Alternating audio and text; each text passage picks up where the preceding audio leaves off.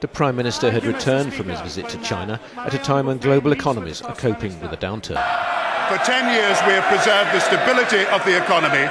The figures out today show that growth in Britain is 3.1% last year. It is the highest growth of the G7. We have more people in employment than ever before. We have lower inflation than our major competitors. That is the recipe for moving forward, not the flip-flop policies of the opposition. Inflation in Britain is 2%.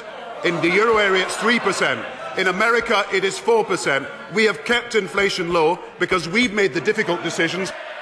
He was criticised over the handling of the Northern Rock Bank, but also his record on the economy. If I may say so, the record of this government, as he will find when he goes to Davos this week, is acknowledged round the world.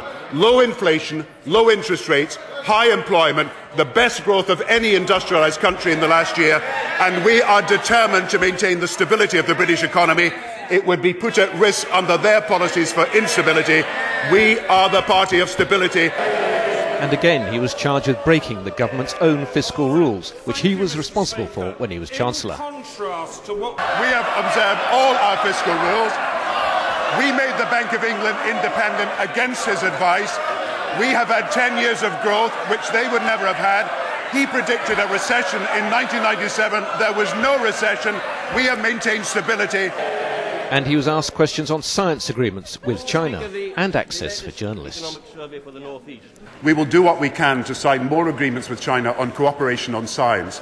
But I have to say to her also, and she understands this, that under this government the science budget has doubled. Science has never been better financed. That would not have happened under the policies of the opposition. We will continue to support the science and technology of Britain.